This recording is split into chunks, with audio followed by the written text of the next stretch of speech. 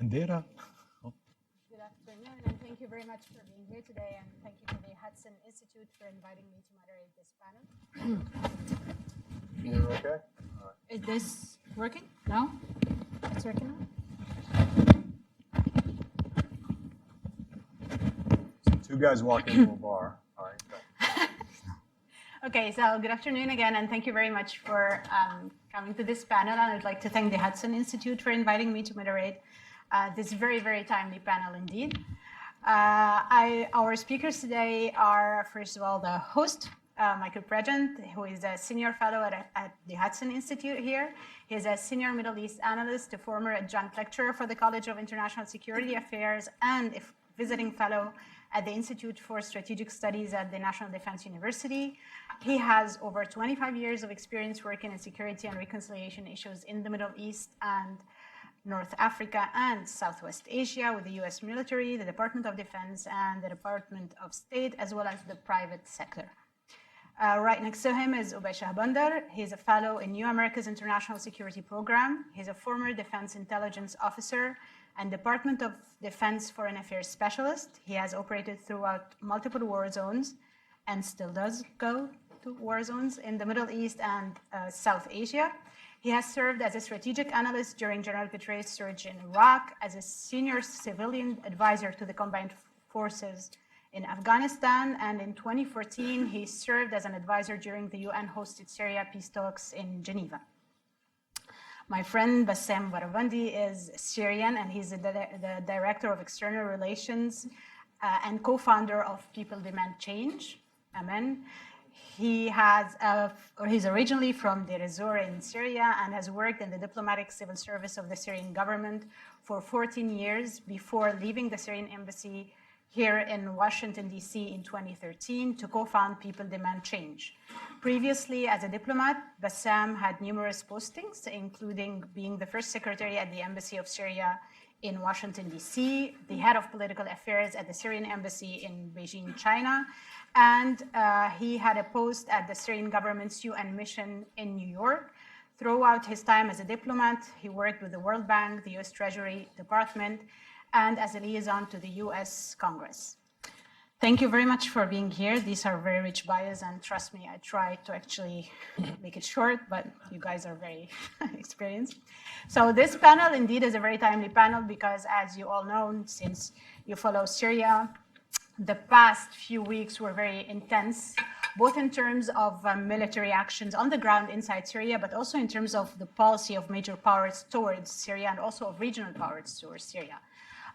One of the latest developments was actually this morning with a Turkish convoy going into northwestern Syria as the deadline for the Turkish-Russian arrangement in Adlib draws very close in October 15. So I'll actually start immediately by asking Oubai a question because I saw that you were in Syria like a month ago on the border with Turkey, and you actually back then announced that Bashar al-Assad had actually given his approval to the potential use of chlorine gas. So first of all, what is the situation in this part of Syria right now? And again, according to you, how sustainable is the security arrangement that was actually concluded in Adlib? Well, thank you so much. And the first thing we have to remember is that war is a serious affair. It is unforgiving, it is cold, and it is unsentimental, especially in the Middle East. And what we have right now, at least in northern Syria and northeast Syria, is a brewing proxy war that is currently in a situation where it's on pause, but is very tenuous. We have an agreement between Turkey and Russia in Adlib, northwestern Syria, that prevented an Assad regime assault against that province that could have led up to 1 million Syrians being displaced from their homes and forced into Turkey and possibly into Europe. There's an agreement that is currently in play where the Turkish government is doing its role in trying to co-opt the remaining jihadist elements in Adlib. In turn, the Russians are serving as a guarantor for their auxiliary forces, the Assad regime, in preventing the Assad regime from not only launching a ground assault against Idlib and against the Syrian people, but also preventing the Assad regime from launching a chlorine gas attack. Might I add that the U.S. role here has actually been very significant. We saw the U.S. Special Envoy for Syria and the Special Envoy for Syrian engagement in a round of talks in Ankara with their Turkish counterparts, and also meetings in Geneva between the National Security Advisor Bolton, where he took the Russians to task and essentially gave them an ultimatum that you cannot allow the Assad regime to use chlorine gas. At the time, the United States, according to press reports, had intelligence that Bashar al-Assad had greenlit the use of chlorine gas against civilians in Idlib. That did not happen. The combination of Turkish pressure and U.S. pressure seems to be working, but it is a very tenuous pause. It is a very tenuous situation that could easily break out into open warfare and open conflict at any given point. We have just so many regional powers and world powers that are all in a relatively small, confined space in Syria, from northern Syria to eastern Syria. At some point, something is going to give. This is the Middle East. Okay, the Middle East is essentially the ultimate fighting championship of geopolitical struggles. It is a cage match. And what we're seeing these days is not just a struggle for power and for resources, but for survival. The sectarian nature of the fight in Syria has really risen to the forefront. And now we are seeing a struggle between Washington and Russia for supremacy in Syria and even in Iraq, and with Iran playing also a very important role. Big question on what Moscow can do to rein in the Iranians. Does Moscow have influence over Qasem Soleimani, over the Iranian Revolutionary Guards and their proxies? We have Afghan fighters that have been trained by Iran. You have Lebanese Hezbollah supported by the Iranian Revolutionary Guards throughout Syria. Does Moscow have any leverage over Iran to prevent these forces from attacking American soldiers that are based in El Tanf in eastern Syria, or to prevent the IRGC from launching a renewed assault against the Turkish supported areas in the Euphrates Shield area in northern Syria or in Idlib?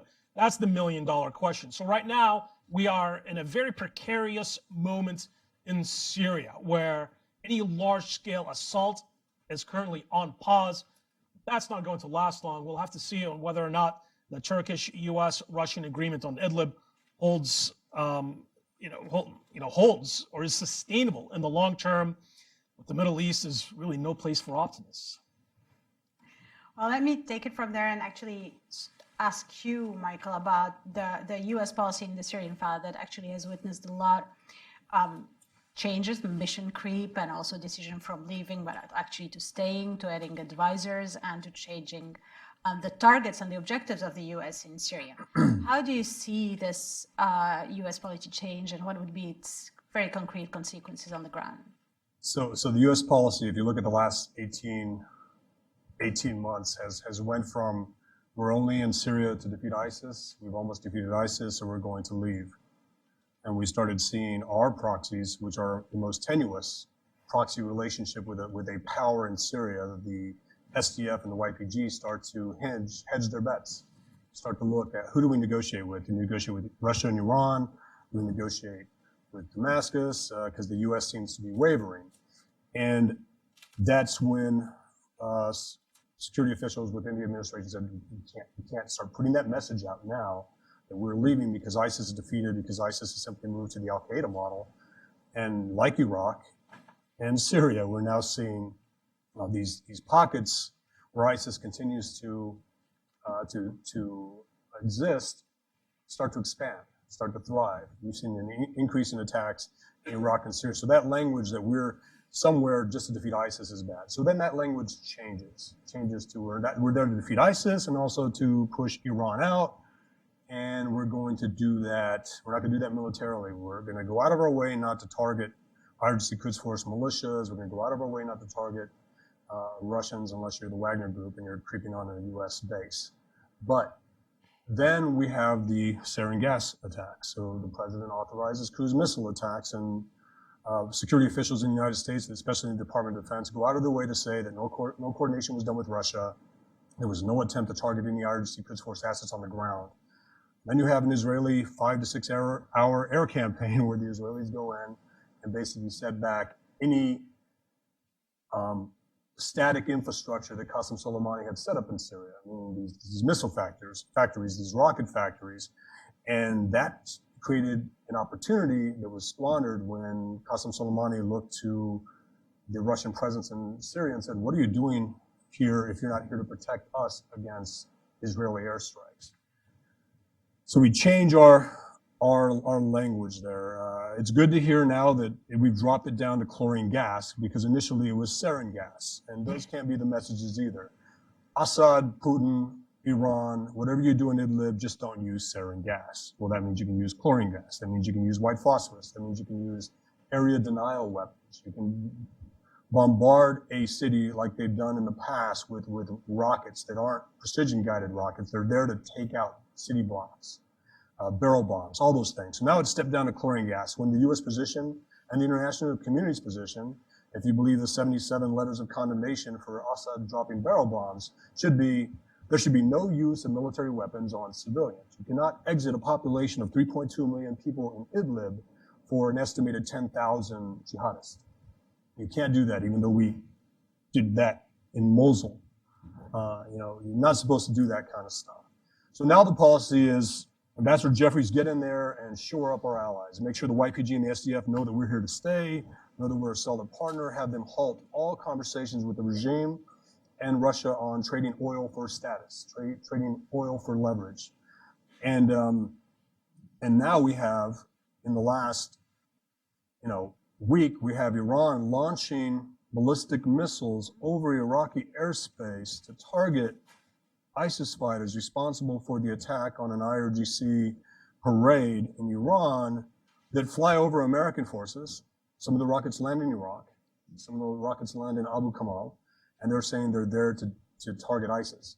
We are continuing to allow Iran to develop missile capabilities by attacking anti-Iran Kurdish forces in Iraq, and now starting to let them do it in Syria. And why I say let them do it, if you look at the latest statement from Ambassador Jeffries and Joel Rayburn, it is the United States seeks a political solution in Syria.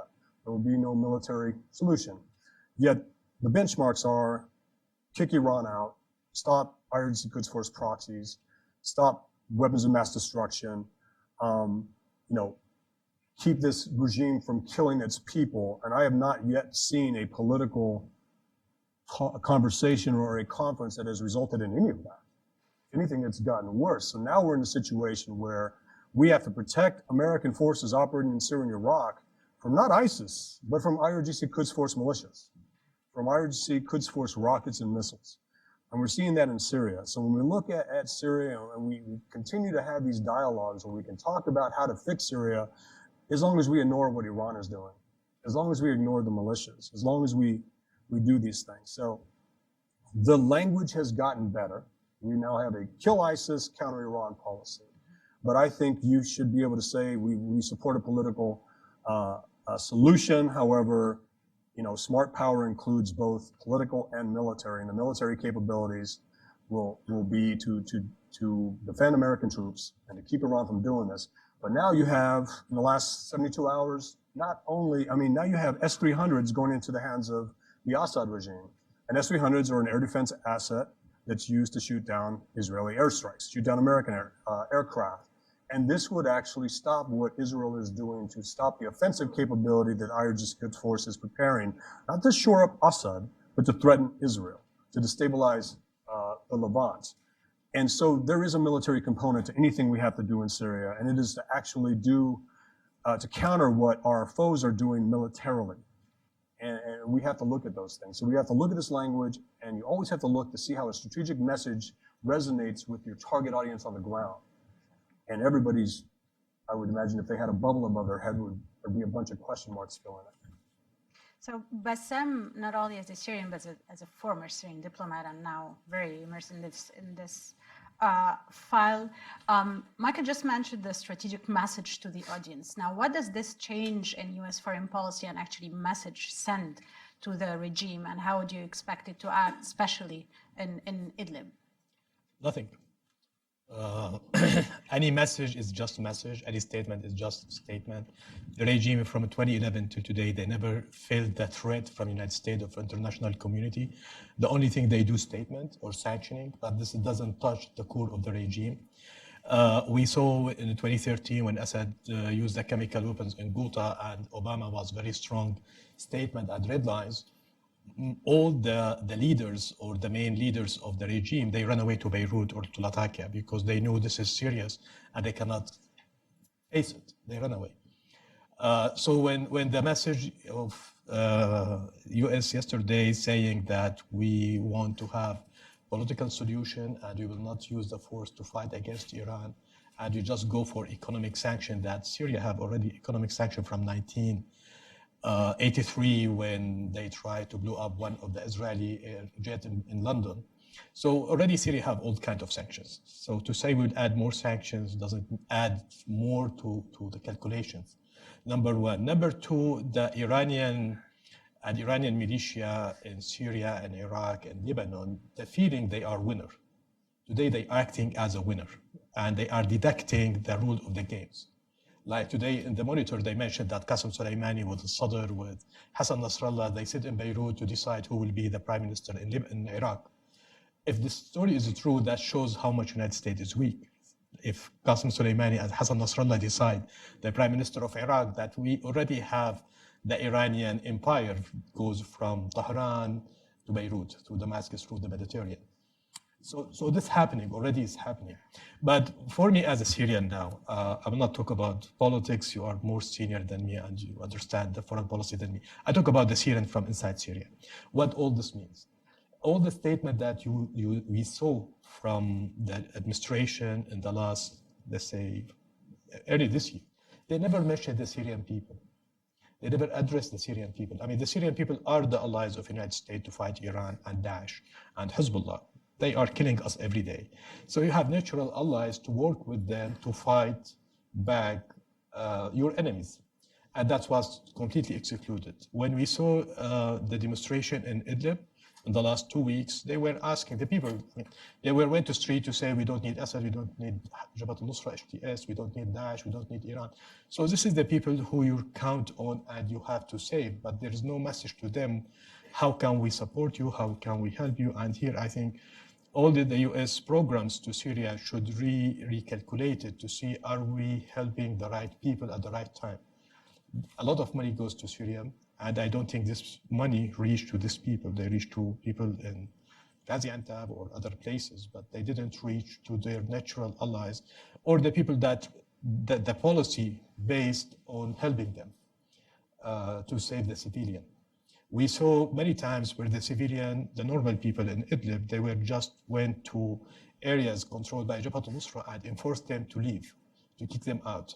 So we can defeat the enemies from inside. We don't need Geneva meetings to tell how we can take Daesh out, or we take Jabhat al-Nusra out, or Hezbollah out. But this momentum from the people is very cheap, is very legitimate, is very legal to be supported, rather than just have another meeting in Geneva or Turkey or Sochi to decide for the people what you want, how can we do, how we share the cake of Syria. So this one part. Second part, what we are doing here, mainly the Syrian American community, we were able to push for Caesar Act. It's signed it's passed the House and the Senate, hopefully will signed by the President this week, which give the administration very good tool, legal tool to make sanctioning on the Syrian central bank. So based of the big fight against Iran, economy is the word.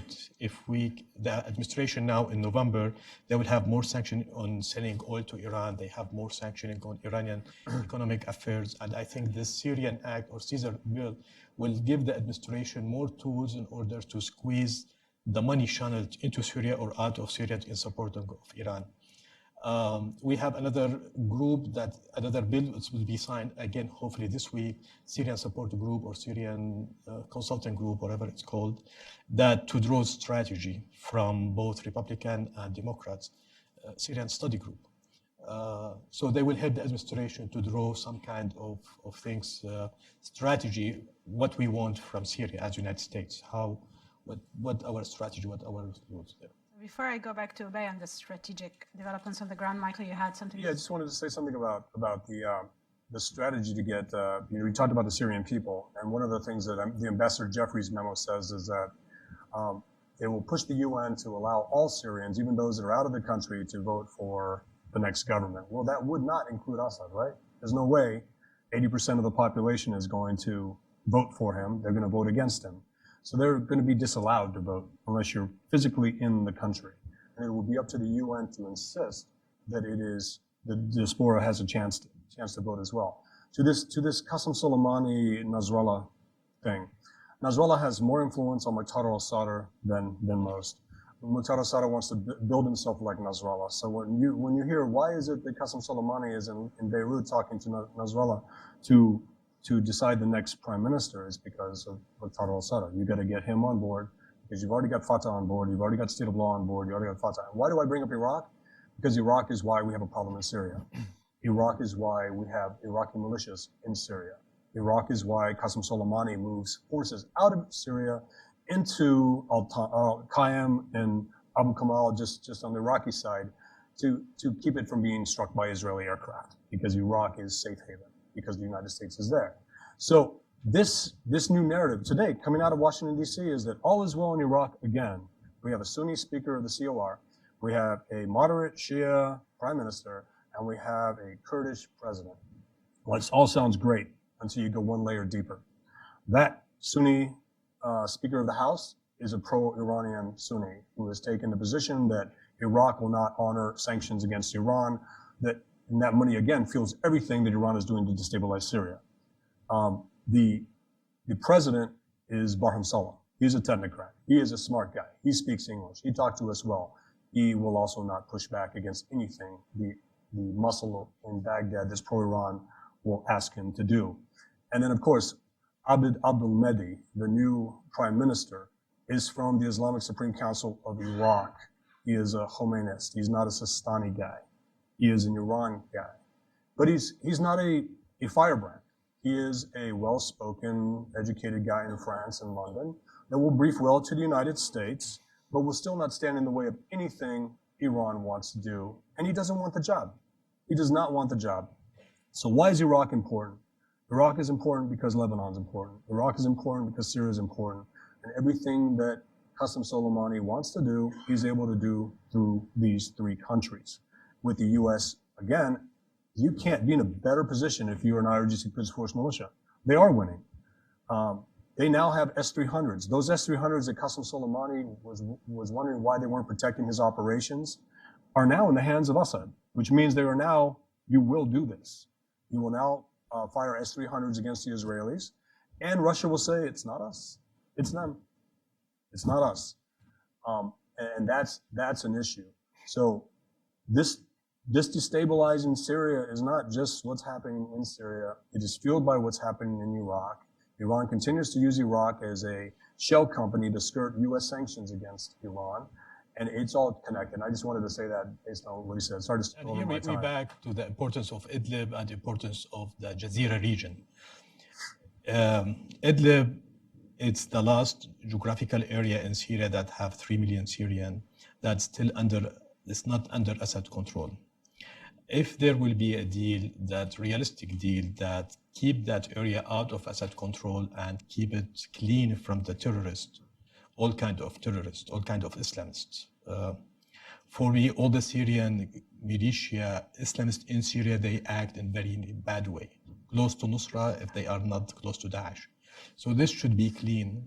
If we find that equation, the balance that we can keep Assad and Iran away from controlling that pocket or this huge area, Idlib, and we find way by the Syrian, by the local supporting by Turkey, by the United States, by the EU, to clean even the Islamists or the terrorists from that area, we can start to build a model for day after Assad to show what can we do.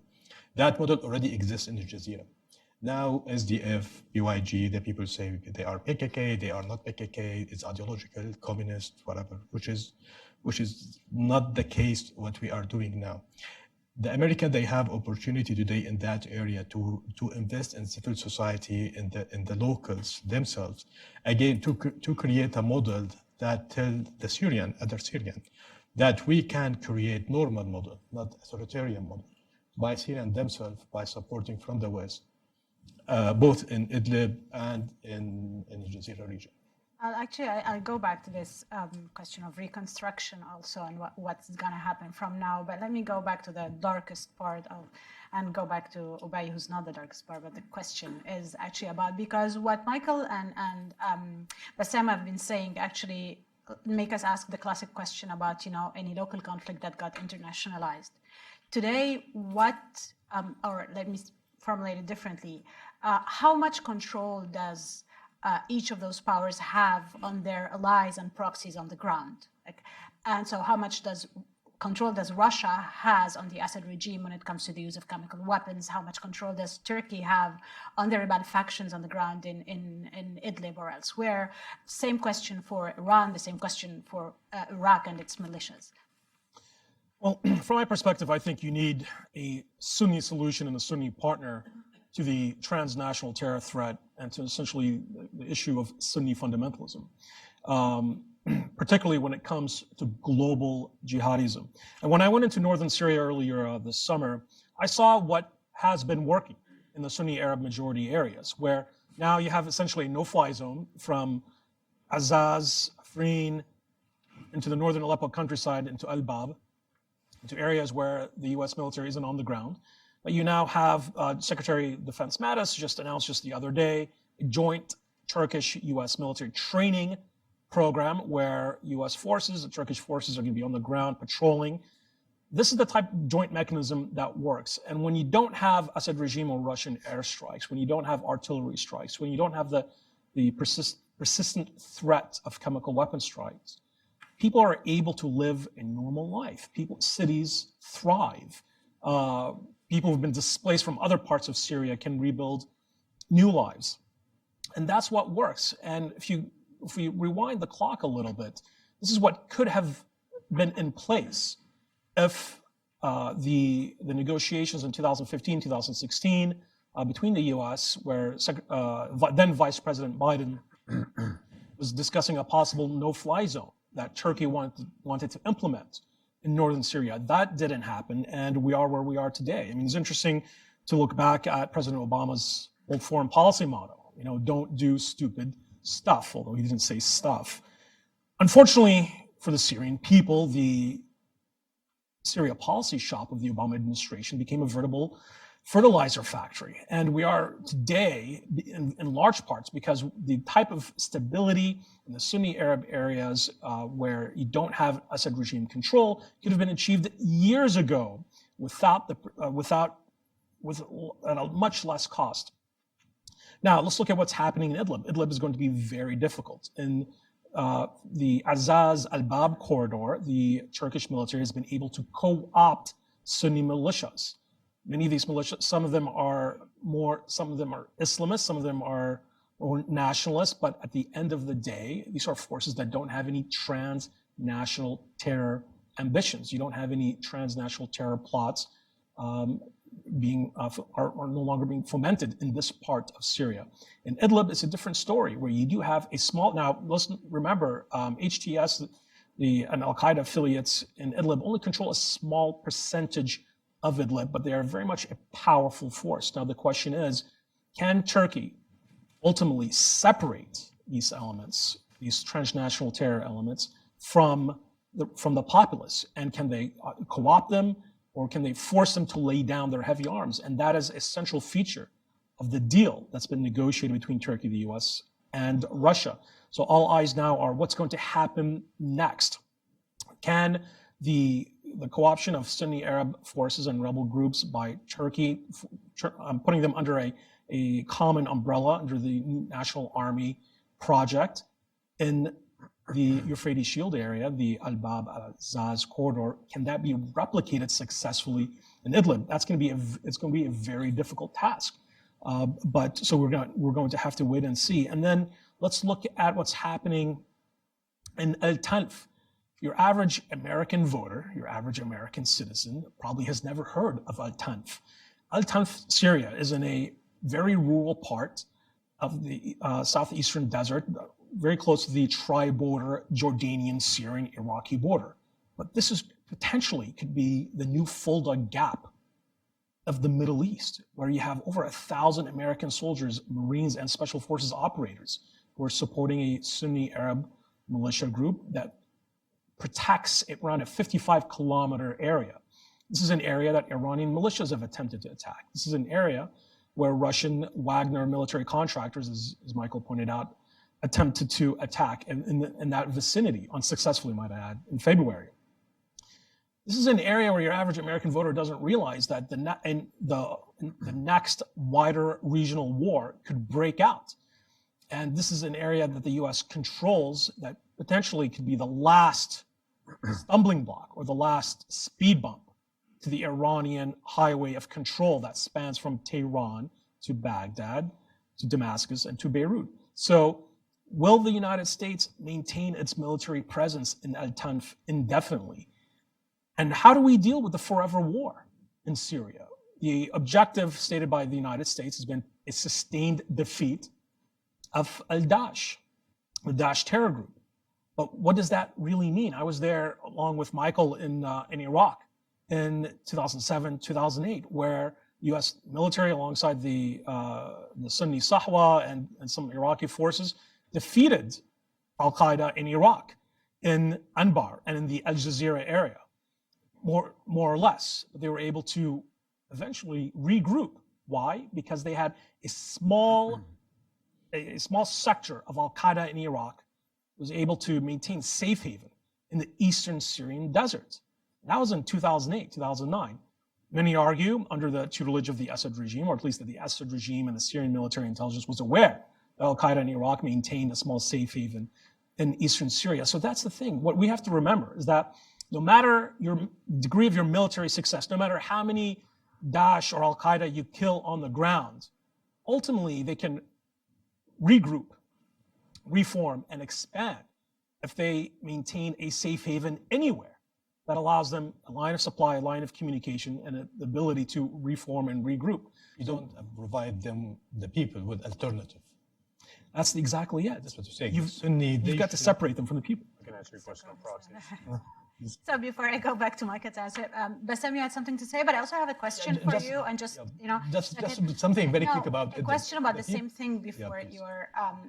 He, in his response, Oubai said that it's a pause. Yeah, he didn't. First of all, he didn't answer the question. Second of all, at the beginning, so Michael will do that. So thank you, Michael.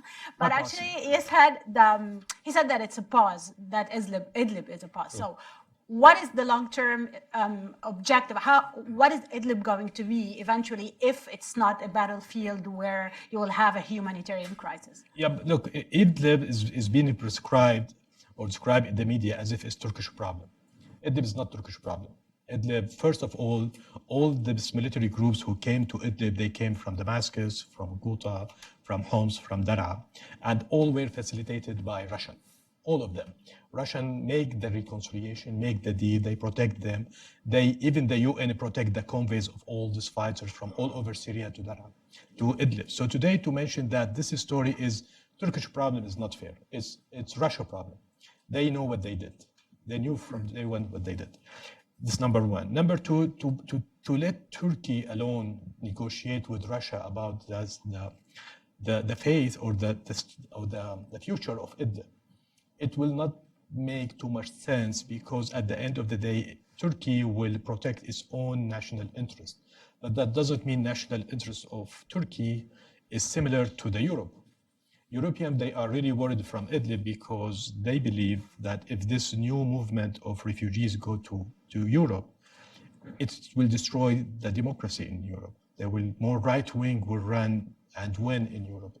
The changes in Europe is much bigger and dangerous than the refugees crisis. It's more about their own political system.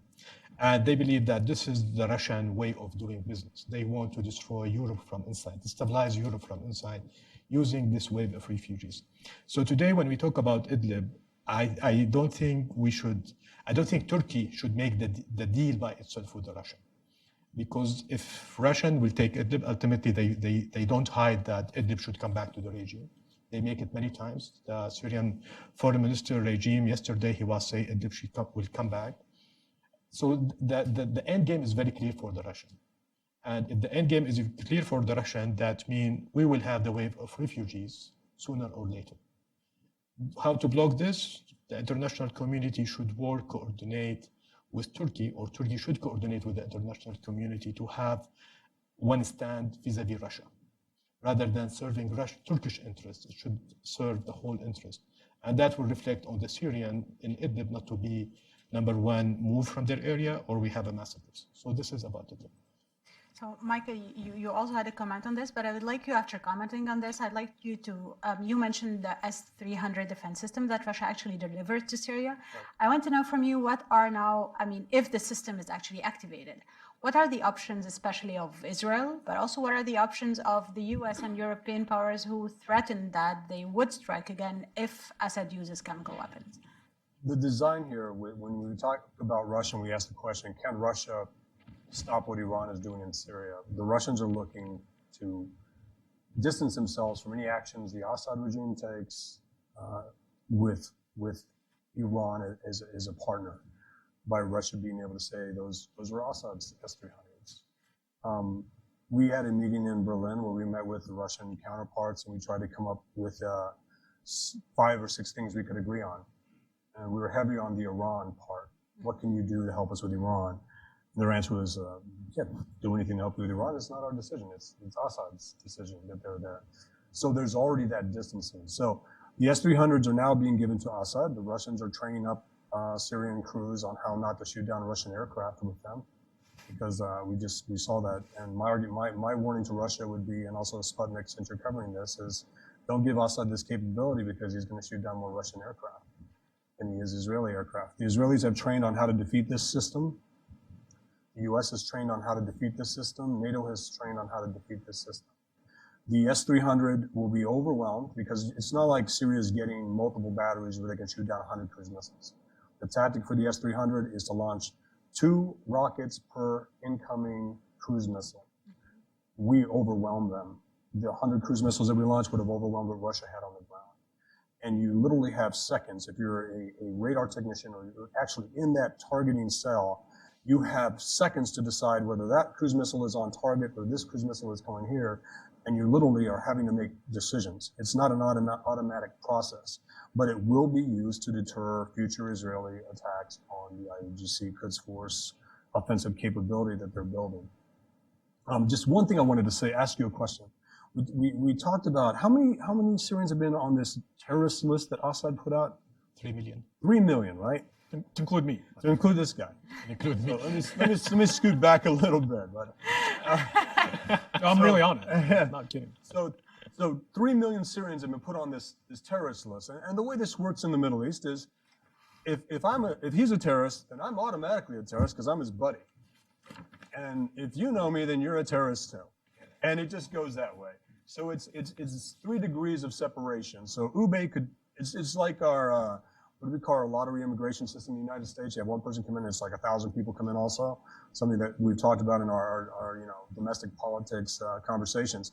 This 3 million Syrians is 3.7. Yeah, it's basically Idlib. Yeah. It's basically saying that anybody who is a designated terrorist by the Assad regime automatically doesn't get to vote in the next elections, and their relatives don't get to vote. And you can start targeting them. And it's actually used as a disincentive to repopulate or to bring back refugees into Syria and put them into traditionally Sunni populated areas where they had the majority, where they would actually vote against the Assad regime, where they would do these things. So this whole thing is key. It's not about the UN simply bringing refugees back. It's about the UN saying you cannot have a list of 3 million terrorists. Yeah, but and then the by UN extension, is so inefficient in Syria. Oh yeah, I know. I mean, what does that? Yeah, What exactly. does it mean Exactly. when the UN says you can't? Well, that's the thing. The UN has put out Is the 77. US willing to say you can? No. This is what we're going to do. We don't do difficult, and we do easy wrong. We don't do difficult. Let's just sanction them. So when they come to the United States, they can't use their credit cards. Okay. let's warn against chemical weapon use, but it's okay to do all these other things that the civilians are more afraid of. You kill more people with a barrel bomb than you do with a sarin gas attack because it's not a persistent chemical.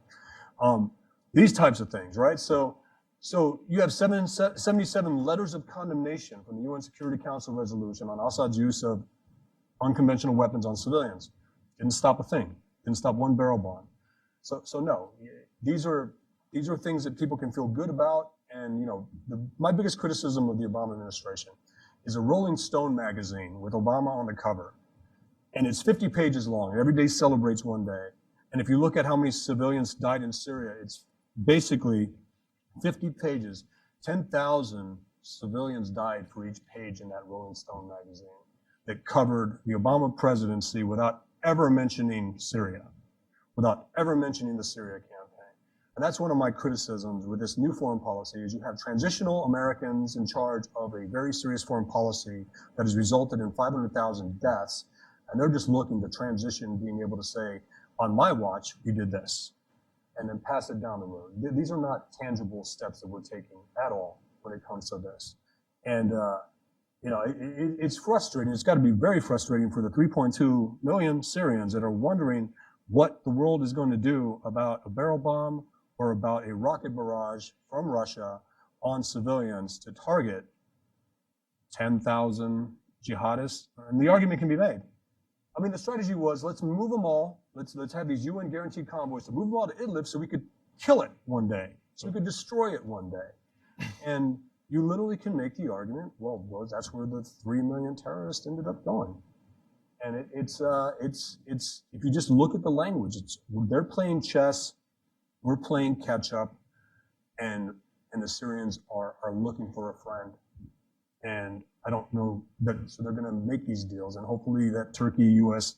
relationship you're talking about, and hopefully your recommendations resonate with someone who's willing to do something. But I just see that transitional figures in the U.S. government are looking to transition, having something under their belt that says they did something. So, Bassam, what would be those tangible steps? I mean, when the U.S. is talking now, especially the special envoy, about a political solution being the only solution and not the military solution, what would be the tangible steps to have a political solution that doesn't exclude all those 3 million people on the terrorist list, but also doesn't kill the 3 million people who are in Idlib? I don't know. The simple answer. Does the U.S. know? No, I don't know. But I tell you something, indicators, again, we could talk about indicators and the trend. So again, the U.S. is talking about sanctioning, about putting more pressure on Assad, on allies, and so on and so forth. But what we saw in the last week, we saw that the Bahraini foreign minister came to Muallim and the regime and shake hands with him and say, we want Syria to come back. So when we talk about Bahrain as a Bahrain that under daily threat of Iran, and this guy, whatever his name, come to Syria, which is occupied by Iran, and say we need Syria to come back, it doesn't make sense. In any math, any logic, it doesn't make sense. And Bahrain is allies of the United States. The fifth fleet is in Bahrain, whatever. So this message is counter everything the United States is doing. Number two, Jordan. They are pushing to open the border with Syria. They are crying that United States stop funding the UNRWA. At the same time, what they did in Zaatari camp, which we have something like 150,000 Syrian refugees, the medical treatment is going by Syrian American SAMS, Syrian American Medical Association, which is American doctors, American equipment, American doctors for free. They are treating these people. The Jordanians say, "Khalas, you finish SAMS, we don't need you anymore, leave." And the guys, they say, we are doing this a free service for you, Jordan. We are saving your money. And they said, no, it's enough. Again, we are talking about allies of the United States. We go to Turkey. Turkey deal with the Russian on Idlib. It's very clear, and even in Astana, that the road between Turkey and Jordan, transit should be open. That means you are giving Assad money and giving Hezbollah money and Iranian. You are empowering the project economically. So we are talking about the three close friends or allies to the United States in the last 1 week, what they are acting and what the United States is doing. It doesn't fit. So here the question that I have no answer to it. What the administration have to say for its own allies? Is it okay for you to work with Assad? Some theories with the Arab groups that we were excluded from Astana, we were excluded from Geneva small group or Syrian small group, so the Arab voice should be back to the table and we should be part of the solution. And they have so much problem themselves to solve rather than solve Syrian problem. So they find out, let's try to reach out to Assad to convince him to be away from Iran. As if they forget for the last 17 years from Hafez Assad time that Syria with Iran are twins. They are not allies. The regimes, the two regimes, they are literally twins. The amount of money, intelligence, infrastructure between these two regimes is beyond imagination. So to come mature ideas from Arab leaders to say, let's just try again with Assad to split him from Iran, doesn't make sense. He killed Hariri. He built nuclear reactor in Syria by help of Iran and Korea. So do you think this kind of regime will say to Iran, good luck? I mean, for what? What they offer Bahrain? What can Bahrain offer to Syria? Nothing.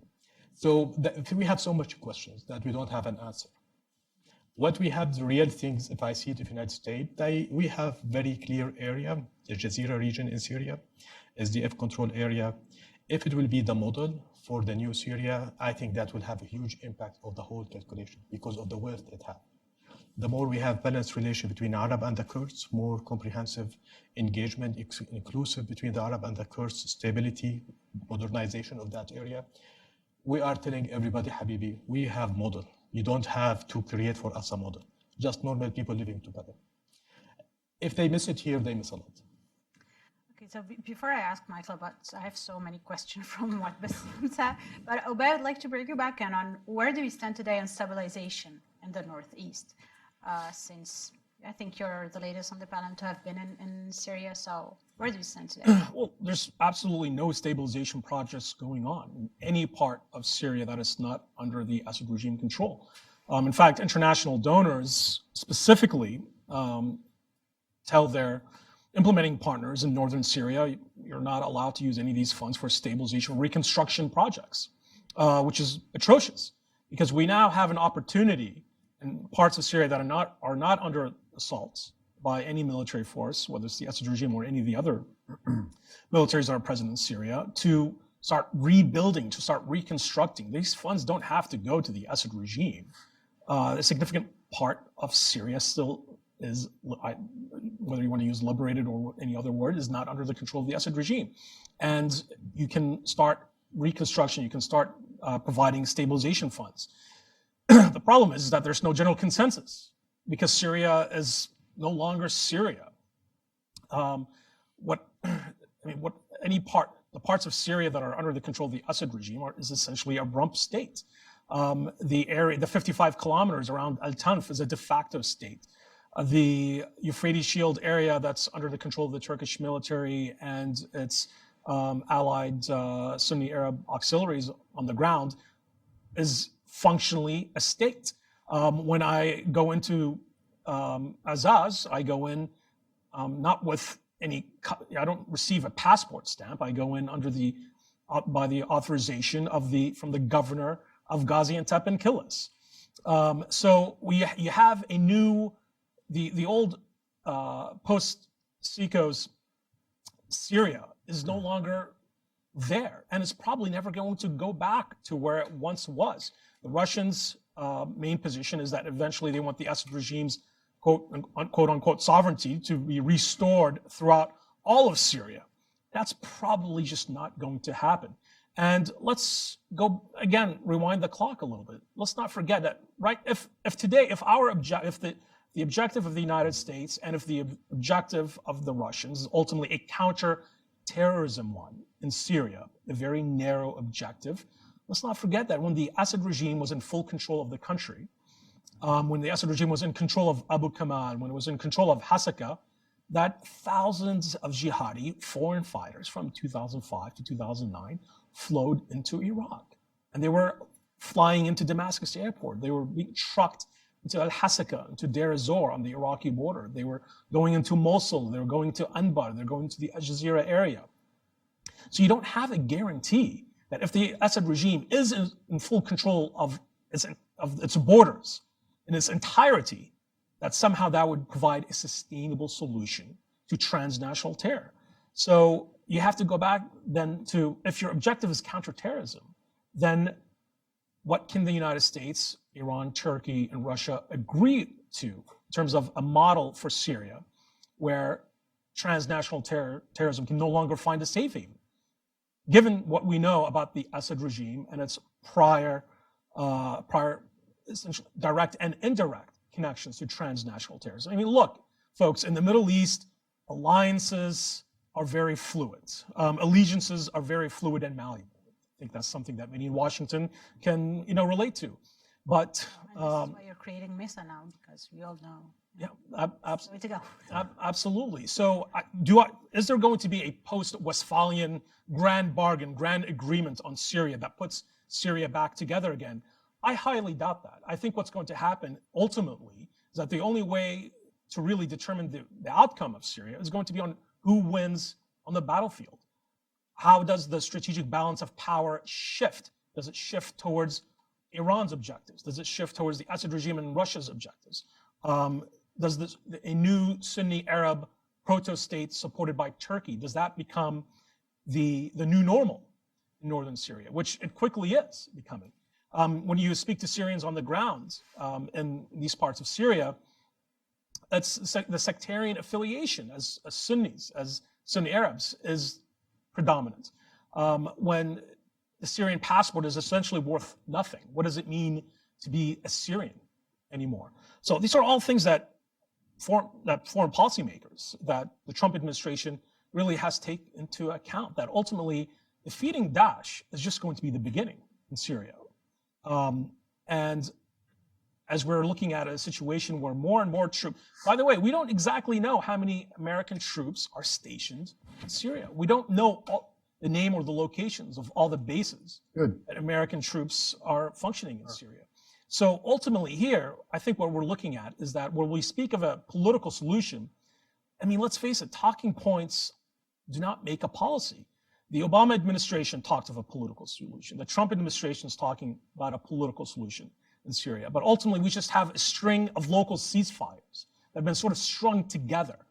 And is that sustainable in the future? I think ultimately what's going to happen is a new, wider war. We're going to stumble into another war in Syria, whether for good or for bad. And that's something that we really have to be very much cognizant of, that another wider war in Syria could very much be in the making.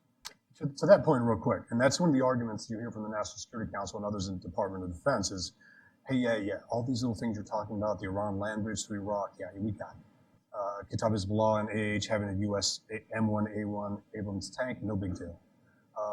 Qasem Soleimani on the battlefield, that's not a big deal, because the bigger threat is what he's talking about, the coming war between Israel and Iran. Exactly. And the argument is, that's coming because of all these other things we keep allowing to happen. That's why it makes it more likely that it's going to happen, because all those little indicators and warnings that we've been talking about for going to 7 years now are now leading you to say, well, we can't do anything about those little things because we've got this big thing that's coming. And it seems to me like it's a statement.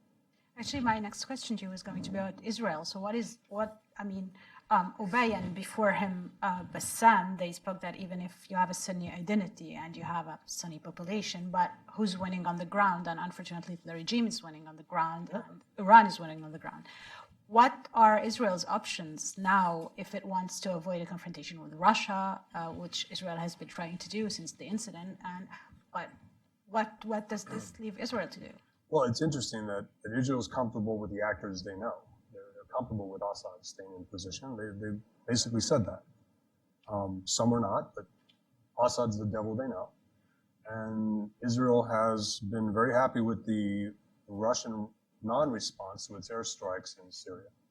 That all changes with the S-300s going into the Assad forces. So Israel now has to wonder what that means. And now Russia can say, hey, we're not going to shoot down your aircraft. We just gave them a capability to shoot down your aircraft. So it's not us, so we can maintain our relationship. And the language that we fail to exploit here is when Russia says their relationship with Israel is as important as their one with Iran, while Netanyahu's in Moscow and an Israeli airstrike is taking place in Syria, sitting back Qasem Soleimani's static infrastructure 3 years.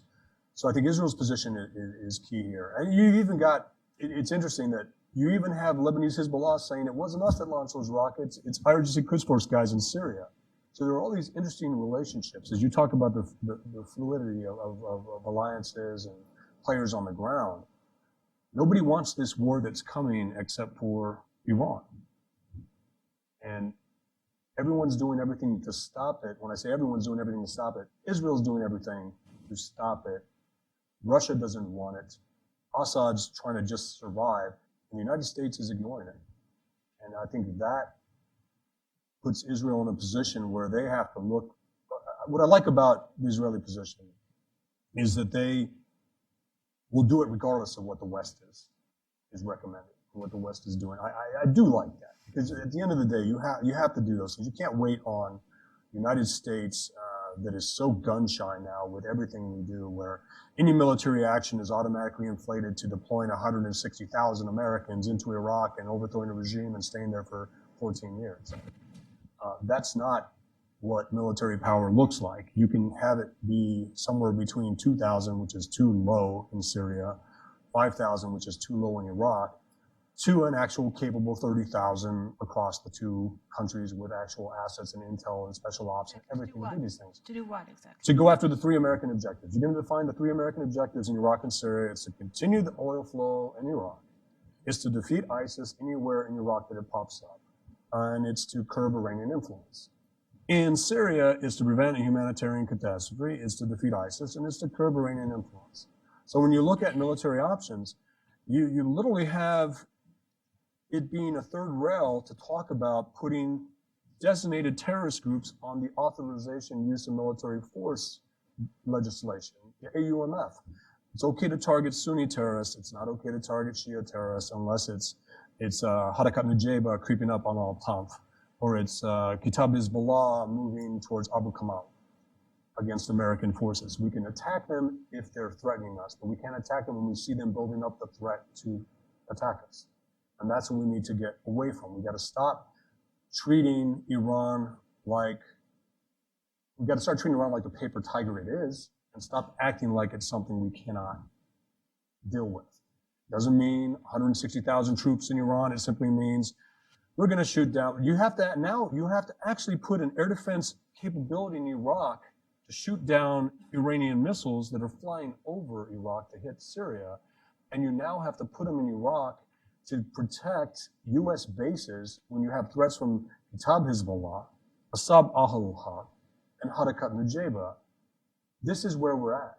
So we actually, that's the military response. Shoot things down, punish people, put them back on the AUMF, sanction, discredit, make any part of anything they touch in the Iraqi government or the Iraqi economic sectors that Iran uses to fuel its activities in Syria, toxic. Make it to where politicians and leaders of institutions, because we have this thing where we just have to build up institutions to counter Iranian influence. We simply build up institutions to be co-opted by the Iranians.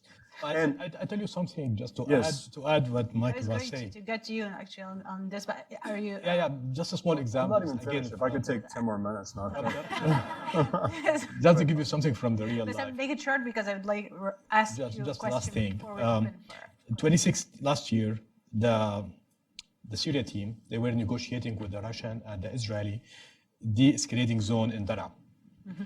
That team at that time, they believe that United States is weak, doesn't have leverage, and they don't have stake in the game. And when the Israeli asked the Americans or the Russian that Hezbollah or pro-Iranian militia should be 65 kilometers or plus minus, I don't know exactly, away from the border from Jordan and Israel, the Americans say there's no way. We cannot do it. This is the American team official statement. They say, do you want Hezbollah to go to Damascus? They will not accept it. So they reject the idea. They say this is not realistic. Today with the new team, the Hezbollah and the Russian, they agree. I mean, maybe they will violate it, or already they have violated the deal. But at least on the paper, they say, Americans are serious now. They are tough. So we don't want to have confrontation with the United States. I think the starting point where Michael was saying that the team, whatever team in foreign policy, the more they feel they are strong, they are superpower, and they are the superpower, they can do a lot, and people really scare and fear from them. If they go to the game or they go to foreign policy to say, we are weak, we don't want to have a risk, we don't want to do anything, they lose without doing anything. Again, last year, my understanding of the policy that we don't want to have fight in Iraq, and we want to stabilize Lebanon, and we want to stabilize a little bit Syria in order not to have more people killed. The word stabilization they used in order to avoid any sanction on Lebanese army or any sanction on Lebanese party like Harakat Amal. They used it in order to avoid any designation of Hazaib al-Haq, who killed American soldiers officially, and they put it in the YouTube, we killed you American soldiers. So they block all the things that naturally that United States should tell to these groups that we know you and you will be punished under stabilization. I hope this new team, they have a lot of tools. The most important thing for them, they should believe that United States is strong. It doesn't have to send its forces to that area. Whenever United States take a position, people follow, EU follow, even if they don't like the policy, but they will follow. And that was a huge pressure. Russia, Iran, it's not as strong as Soviet Union in the 70s. It cannot compare Russia, and it has been destroyed under huge pressure from the United States. The idea that, number one, they should feel that they are really strong. They don't have to use the military weapons or military equipment or sending the US Army to these areas, but they should know exactly that they are really strong and the people will follow. If they will become more flexible, more sending weak messages, they will fail even they have very good intention. Okay, so Bassam, my last question to you before I open Just to say the that floor is actually you mentioned, no, it's a question that you didn't answer despite talking long. You mentioned the Syrian Civilian Protection Act of 2018. And you know that Russia has been promoting the reconstruction of Syria, that the World Bank here has a couple of projects on reconstruction in Syria, that the Gulf countries that I love bringing into the discussion, as you know, are flirting with the Assad regime about this idea to actually use it as a leverage card. So first of all, why is this new bill significant? And second of all, where are we on reconstruction in Syria? And what is two things. Russian, they try to send to the world that we have a new model of solving civil war crisis in Syria. So the West, you failed in Afghanistan, you failed in Korea, you failed everywhere, you destroy the countries and you left. We as a Russian, we will come, we kill everybody, we have stabilized the regime, and then we bring the refugees back and we need your money to do it. So basically, the Russian, they need the Western money to send the message that our model of stabilizing the country has succeeded. They don't care much about the refugees. Iran doesn't like the refugees to come back. Don't forget, Syria is mainly Sunni countries. Iranian, they cannot control Syria with the majority of Sunni. Today, when you say 12 Syrian million are outside Syria, that means it's more 50-50 like Lebanon. So Russia is playing that game, that they want to legitimize Assad, to say to the world, we succeed, we have this new model. That means in the future, if there would be any crisis, we have Russian model or American model, and legitimizing Assad, and they need the money. The bill is very important because it's become law, US laws. It's not become executive order or treasury decisions to make executive order to sanctioning. To say any money goes to the Assad regime that's supporting his military act, communication act, military act, or the area that is controlled by Russian or Iranian control, there will be no fund. And any person, entity, government work with the Assad regime or any of his partner or affiliation to rebuild that areas will be sanctioned from the United States. So, plus the central bank of Damascus or Syria. So this is because this is the largest money laundry for Iranian money. It's huge. Which bank? Syrian central bank. And the good thing about the bill that when the people were writing it, we make sure as a Syrian to say that the bill should have sunset. There should be parameters. So we know from the trend of United States that the minute they put sanctions, there is no way to waive the sanctions. So we try to push them to put some indicators that if there will be transitional governing body, if there will be detainees will be released, if Hezbollah or pro-Iranian militia will leave, the sanction will automatically be there. There's so much request from the president on the Secretary of Defense, Secretary of Treasury, Secretary of State to write a reports about Iranian influence in Syria, about the money, and so on and so forth. So now we have a bill, which is not anymore can be waved out by any president or by any administration to use it against Iranian and Russian influence in Syria. The construction, again, the regime is trying to send, he sent many delegations actually to DC itself to meet with the Syrian American people and rich people to tell them, you are welcome to come back to Syria to do some kind of investment with understanding, don't talk about any political reforms. You accept the situation as it is, we guarantee your money, and that's it. The Russians are trying to build their own business council. They are reaching to business community, Syrian business community in the world to say, come to Syria, we as a Russian, we guarantee you, you will get your money back, you get the investment back. We suggested as a Syrian that the Syrian opposition politically has failed and they don't represent the people anymore. They become like Assad, stay 7 years, but they couldn't share their blood. We don't have a new blood. Military opposition has failed. And we are going to new steps. So we are proposing and trying to promote to have Syrian business council of wealthy Syrians who are willing to use their money to build the countries. I mean, you cannot ask US or other country to invest in Syria where the Syrian wealthy say it's not, it's risky to invest our own money. So we are trying to say the Syrian people, they should go to invest in their countries and encourage international community to go invest, but they will not be able to invest if the situation is as it is today. So this will be Syrian national agenda, bigger than the opposition, bigger than the regime itself. And we have real indicators that the situation on the ground is fit for coming back for serious investment, not political investment. You have something to say? Just quickly, that's the one thing in the letter from Ambassador Jeffries and Rayburn that I liked, is that there will be no U.S. money to go towards reconstruction in Syria, as well as those that have signed on as signatories for this agreement.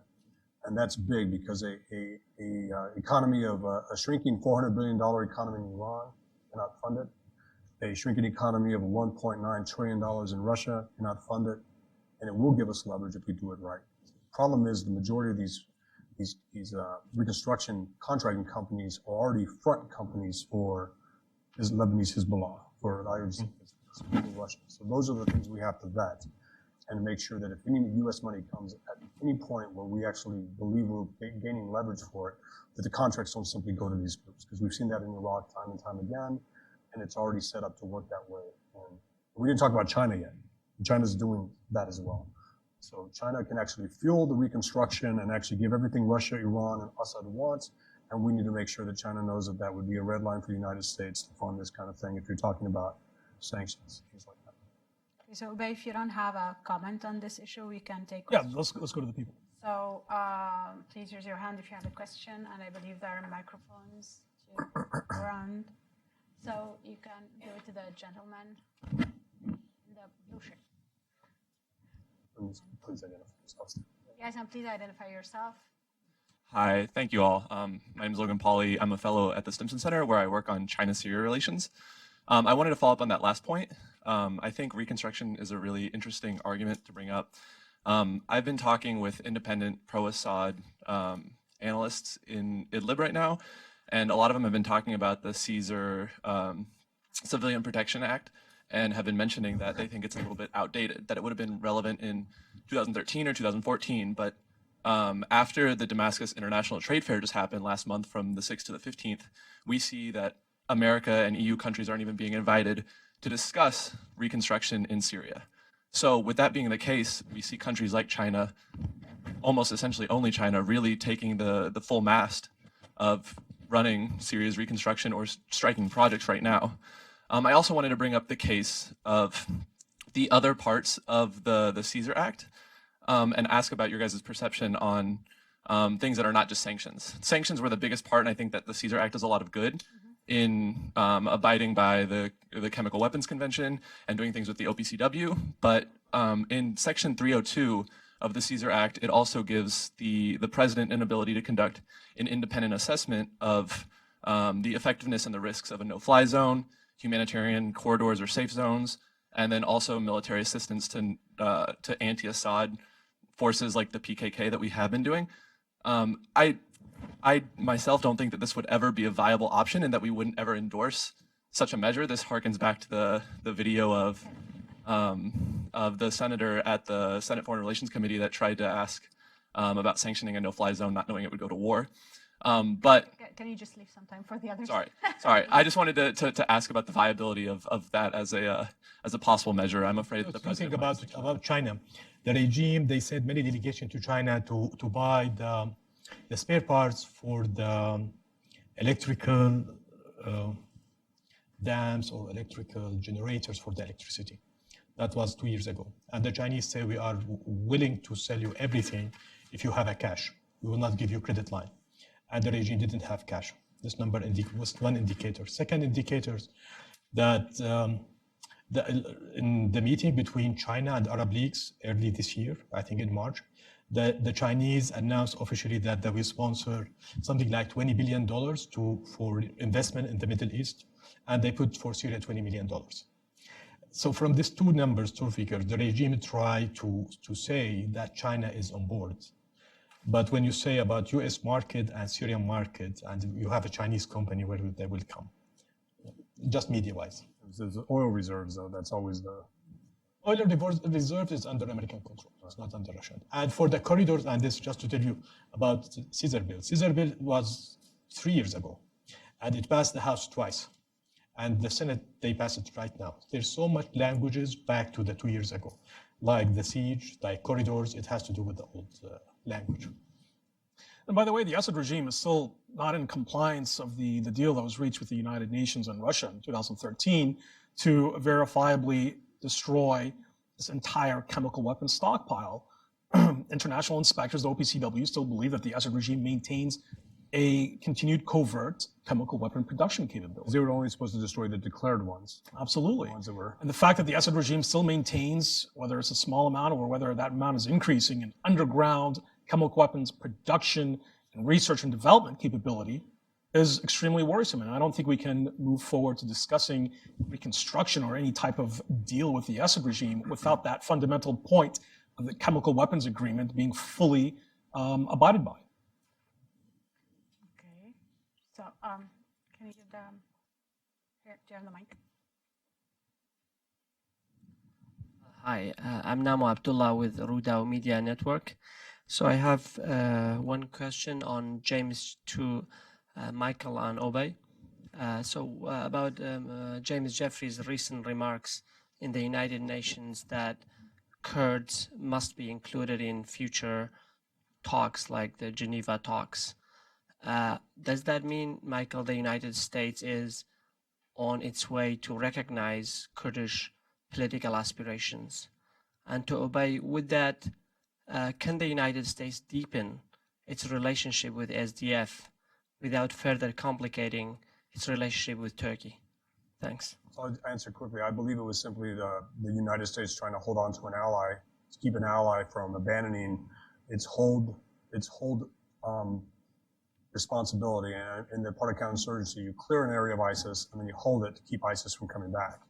The YPG was starting to say, we're more concerned about what's going on in Afrin and Idlib, west of the Euphrates, and we'd rather do that than stay here, and we're going to start a grand bargain with the regime to be able to trade off the oil reserves that we control for some sort of recognition or some sort of leverage. So I think it was more of that than recognizing the actual Kurdish region, because we parse it out. We say we recognize this region east of the Euphrates, but anybody west of the Euphrates, you can effectively be targeted by Russia, Turkey, and other proxies on the ground. So I think it's more about we're about to lose an ally and lose everything we fought for the last 2 years if we don't shore up our position and at least make them think that we're there with them, more so than recognizing this region. I mean, I think that the Geneva process is functionally dead. And Aleppo was really its death knell, its final death knell. Although technically the Geneva process still is in existence on paper, but functionally, I think that ship has sailed. Now, the big question now is whether or not whether the U.S. has a policy in which it can balance a strategic partnership with Turkey when it comes to Syria, and with the Syrian Democratic Forces, which Turkey views as essentially being the YPG, which is the Syrian version of the PKK terror organization that's recognized by Turkey as a terror entity and is recognized also by the United States as a terror entity. I mean, when I was in Iraq in 2007, 2008, the US and Turkey actually had a joint targeting cell where the US was supporting Turkish airstrikes against PKK terror elements that were in northern Iraq. But now the US is facing a major conundrum.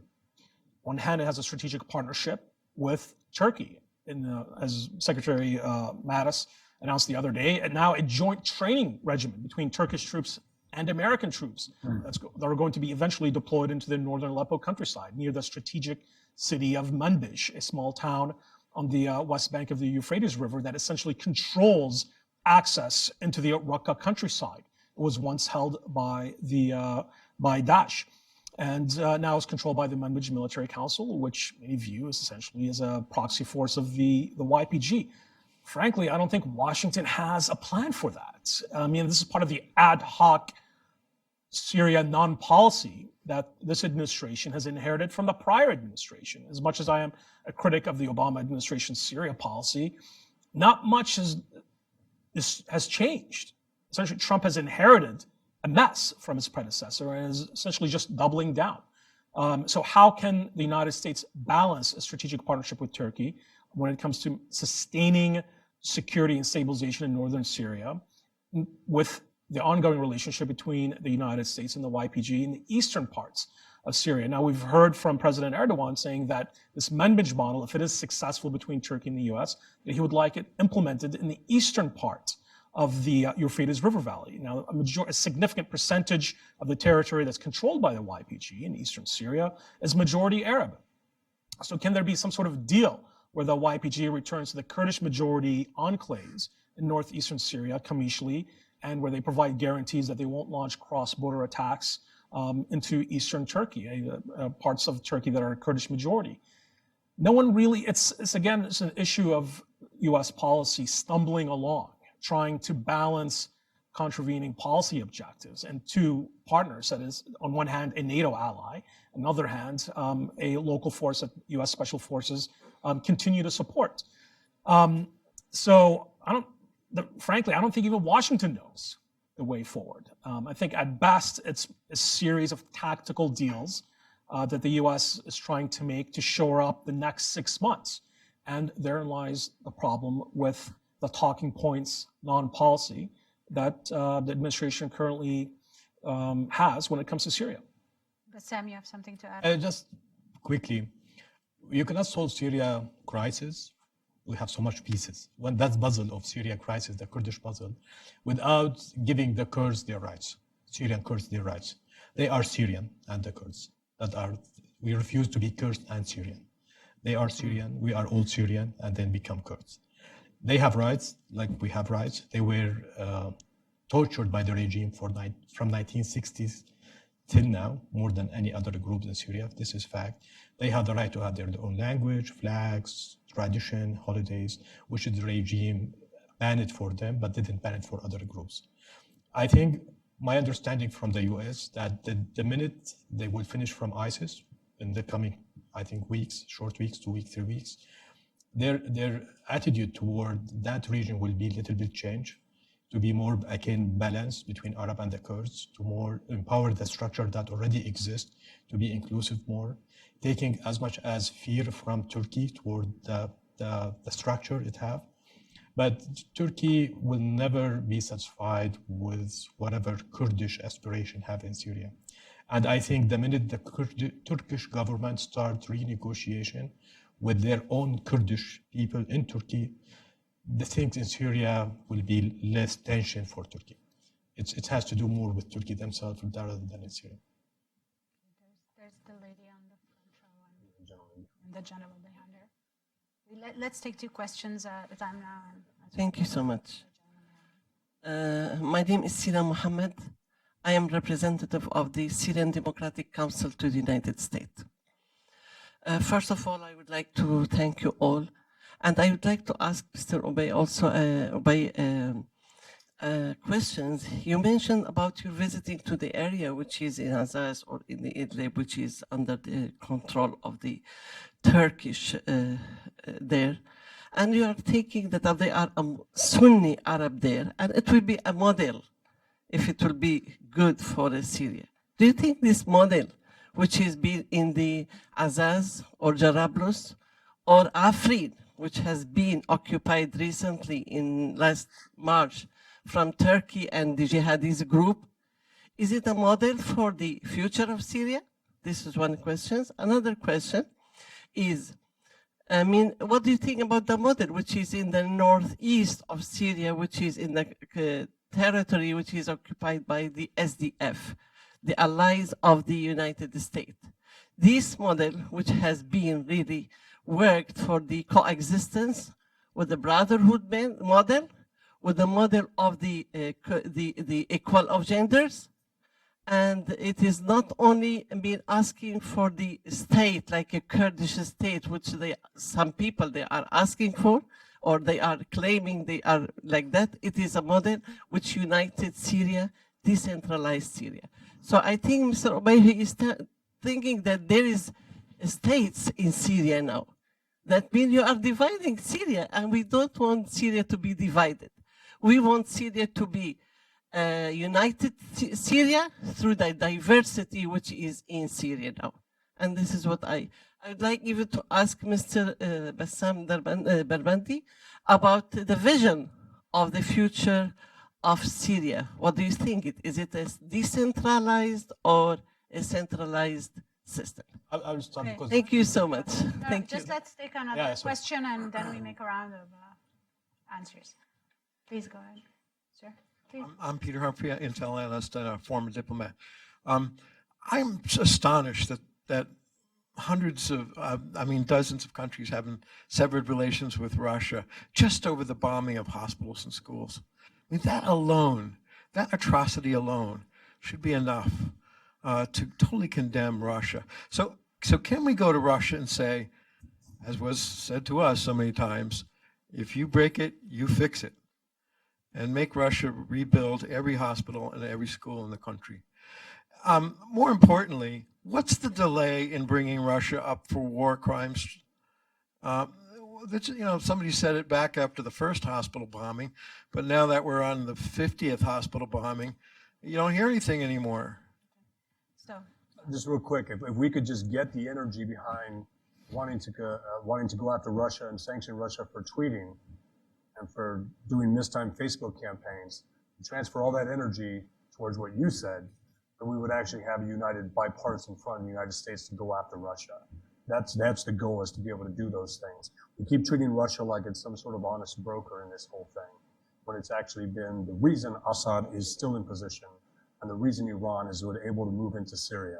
We need to channel that in some sort of bipartisan way to condemn Russia for exactly that, for the use of white phosphorus, for the use of unconventional munitions on a civilian population, for all those things. We just got to transfer it. Anybody else? Oubai, do you have a... Yeah, the hospital. Let me answer real quick the hospital issue. When I went down to the Syrian-Turkish border, I had an opportunity to speak with the Syrian NGO that builds these underground hospitals. Not only do they have to build these underground hospitals in caves and fortified bunkers, but they have to continually rebuild them because they're continuously targeted, whether it's the Assad regime or the Russian aircraft. And frankly, it's depressing to see.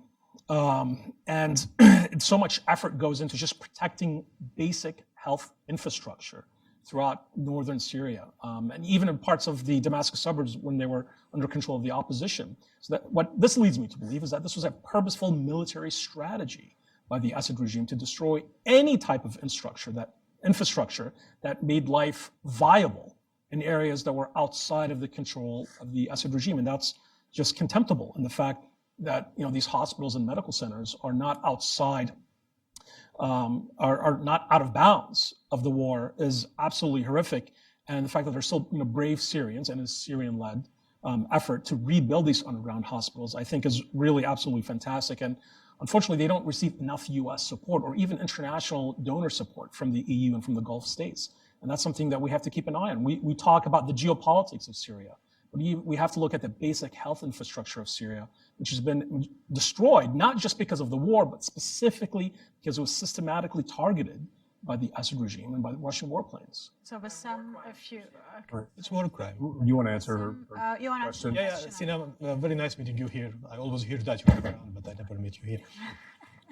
Personally, I don't believe Syria will be central government again. I think it's the idea of being central government, which is very much Russian model. It doesn't exist, or the reality doesn't exist. The people of Daraa, after the suffering from the regime, or thousands of barrel bombs in Idlib, or the massacres in Hama, or Homs, or Deir ez-Zor, I don't see the people. They are, again, it's my feelings from my contact with the people. They don't feel that Damascus means much to them as central government. They want some kind of decentralization. They want to have their own life by themselves within the boundary of Syria, the big Syria, and find a way to integrate with each others. The Russian model, they don't believe in decentralization. They believe in central government that have control on everything, and this is the Russian they pushing again and again. But again, I will jump for the first question a little bit. SDF is not ideal. The model in Jazeera is not ideal.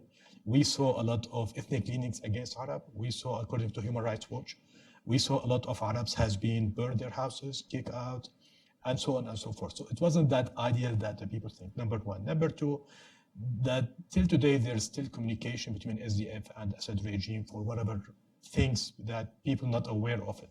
That doesn't give confidence too much about that project. Is it Kurdish project, it's Syrian project, it's national project, decentralized project? Is it for whole region? Is it for your own region? A lot of confusions. That make the model is a little bit weak. I understand from the American here that they try to protect that model.